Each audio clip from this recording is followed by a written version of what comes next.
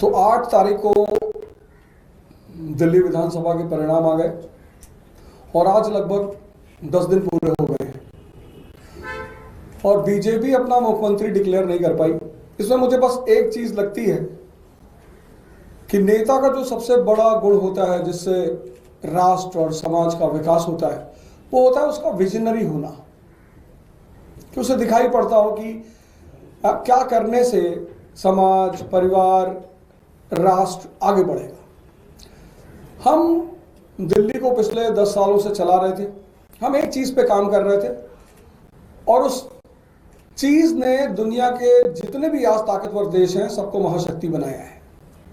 आप सबको पता ही होगा, वो चाहे यूनाइटेड स्टेट्स ऑफ अमेरिका हो 1787 में स्लम एरिया आज सुपर पावर, चाहे वो जर्मनी हो, चाहे वो जापान हो, चाहे आज चाइना हो, सब ने एक चीज पे काम किया है और उसका नाम है ह्यूमन रिसोर्स।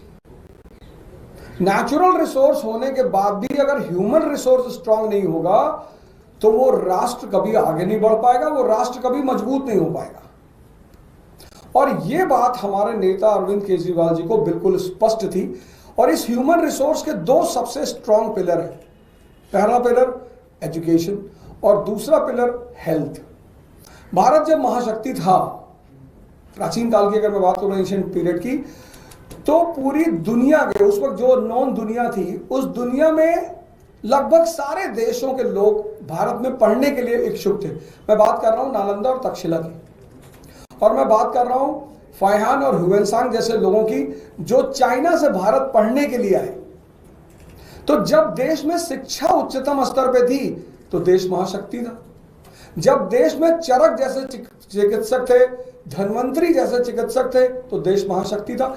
इसी का फॉर्मूला उसको पता ही नहीं चल पा रहा है कि यार करना क्या है। भाई झगड़ा करना, दंगा कराना, लड़ाई करना, ये तो कोई भी कर ले, लेकिन राज्य चलाना और फिर राज्य को आगे लेके जाना, सरप्लस स्टेट का दर्जा दिलवाना।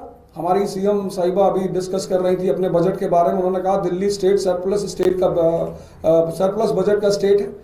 तो मुझे ऐसा लगता है कि आज ये पार्टी जिसको जनता ने कहा कि इनके पास 48 सीट है, 48 में से एक आदमी इनको नहीं मिल रहा है जिसके पास केजरीवाल जी जैसा विजन हो कि नहीं हम इस विजन को और आगे बढ़ाएंगे, हम दिल्ली को आगे ले चलेंगे। इनकी ये नाकामी पूरी दिल्ली प्रदेश की जनता देख रही है और ऐसा मुझे लगता है कि जहां तक इन्होंने कहा था कि 20 तारीख को हमारा मुख्यमंत्री शपथ लेगा, तो मुझे लगता है शायद 20 तारीख को भी नहीं ले पाएंगे, क्योंकि इस विकास धारा को आगे बढ़ाना और आगे चलाना वो हमारे नेता और हमारी पार्टी के ही बस में है।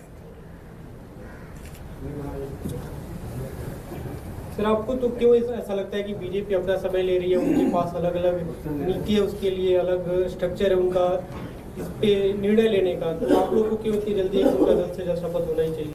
नहीं, जल्दी नहीं है, हमें किस बात की जल्दी। हम तो वो इतने सारी बातें कर रहे थे, नीति है तो आप लेकर आओ। 48 लोग आपके पास हैं, आपके पास 48 लोग हैं, आपको 40 में से 8 में से एक आदमी निकालना है कि एक आदमी भाई हमें लीड कर रहा है। तो कम से कम दिल्ली की जनता को ये तो पता चले कि भाई ये इनका मुख्यमंत्री का चेहरा, अब तो इलेक्शन खत्म हो गया, इतना दिन वेट करने की क्या जरूरत है। अगर नीति है तो बताओ, अगर चेहरा है तो दिखाओ। अवध जी, आप पहली बार इलेक्शन लड़े थे, आप अपनी पॉलिटिक्स जारी रखेंगे आगे भी और पढ़ाई जो कराते हैं बच्चों? मैं पहली बार इलेक्शन लड़ा और 4 फ्रंट पर मेरी उपलब्धियां रही। आज भारत में मेरे पास एक विधानसभा है जिसमें 46,000 लोगों ने मेरे ऊपर विश्वास जताया। 46,000 लोगों ने मेरे ऊपर विश्वास जताया। 500 कार्यकर्ता मेरे साथ जुड़े हुए हैं और सबसे बड़ी बात, जो कांग्रेस के हमारे उम्मीदवार थे वहां पे